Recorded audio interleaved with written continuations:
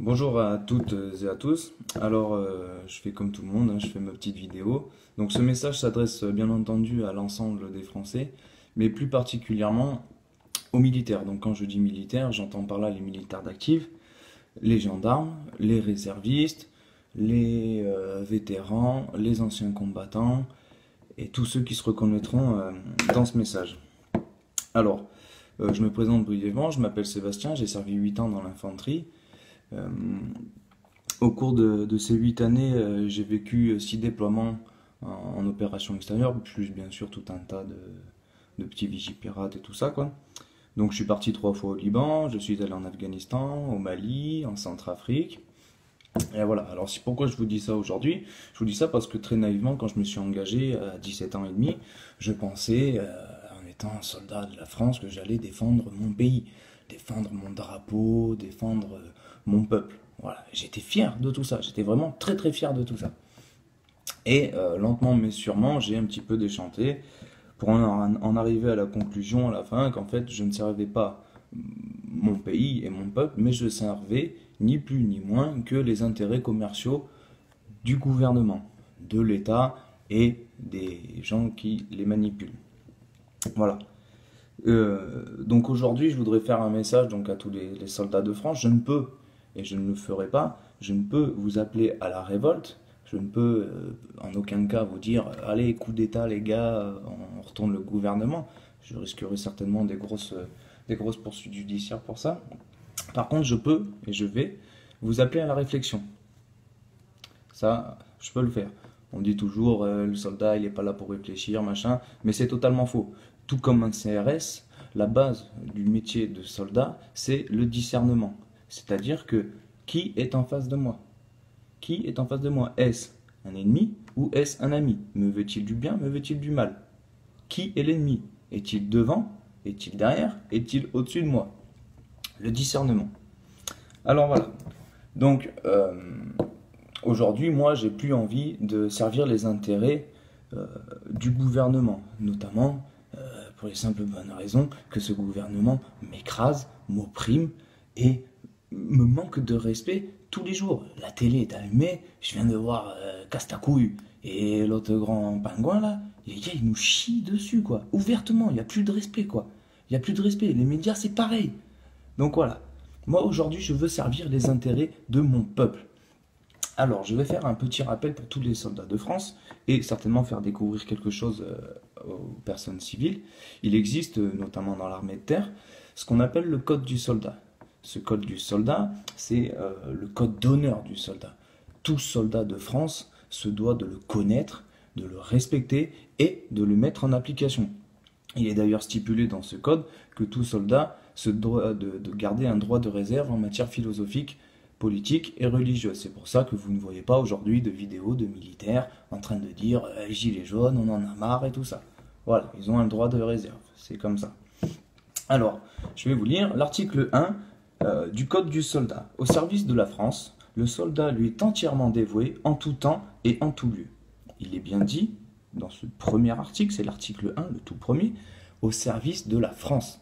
Il n'est pas dit au service des lobbies, des grands patrons qui se gavent en nous faisant crever et qui se gavent sur la sueur du front des Français et sur le sang de nos soldats. Non, c'est écrit au service de la France. Alors, moi, je vais donner mon avis, qui n'engage que moi. Qu'est-ce que c'est pour moi la France? La France, c'est pas des multimilliardaires et le 1% de la population, non. La France, pour moi, c'est le peuple, c'est monsieur et madame tout le monde, et c'est vous aussi, militaires, c'est nous. N'oubliez pas que ces gens-là, là, les gilets jaunes, c'est vous, c'est moi, c'est vos grands-parents, c'est vos enfants, c'est vos femmes, vos maris, c'est vos familles et vos amis. Alors, il faut vraiment pas oublier ça. Donc, notamment, messieurs les gendarmes, lorsqu'on va vous demander de vous mettre face à la population et peut-être de matraquer, peut-être de gazer, peut-être de boycotter, enfin tout ce que vous voulez, n'oubliez pas qui est en face de vous. Demandez-vous où est vraiment l'ennemi. Pensez à ça. Je vais vous lire aussi, notamment maintenant, un article de loi. Voilà. Alors, les fonctionnaires doivent se conformer aux instructions de leurs supérieurs hiérarchiques en application des dispositions de l'article 28 alinéa 1er de la loi numéro 83-634 du 13 juillet 1983. Donc ça veut dire quoi? Ça veut dire qu'en gros, chaque fonctionnaire est tenu d'obéir aux ordres de son supérieur. Qu'il soit soldat ou général, il doit toujours obéir aux ordres de son supérieur. Mais, il est dit également, et ça tout le monde, tous les soldats du moins le connaissent, mais très peu l'ont déjà eu l'occasion de le mettre en application, il existe une petite particularité. Une réserve doit cependant être faite lorsque les ordres sont manifestement illégaux et de nature à compromettre gravement un intérêt public. Et ça, c'est très très très important.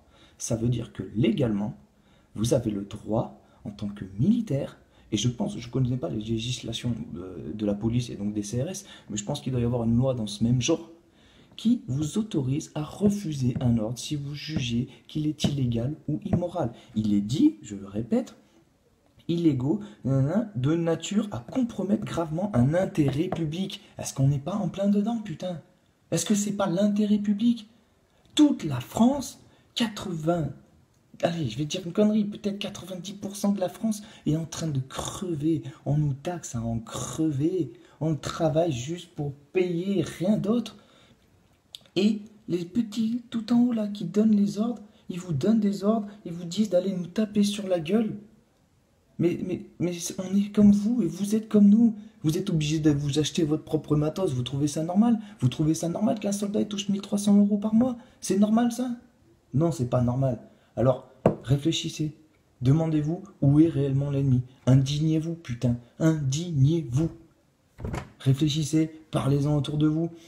Lorsque vous réciterez le code du soldat, que vous ferez pour les chefs d'équipe par exemple, que vous ferez apprendre le code du soldat à vos petits gars, et bien lorsque vous lisez les articles, mettez-vous à la place de votre peuple, essayez de retransmettre tout ça sur votre peuple. Lorsque vous serez tous les soldats de France et gendarmes, lorsque vous serez sur vos places d'armes, pendant les couleurs régimentaires, à entonner la Marseillaise, lorsque vous crierez aux armes citoyens, pensez à tous ces gilets jaunes, pensez à tous ces Français qui gueulent, qui crèvent la gueule ouverte.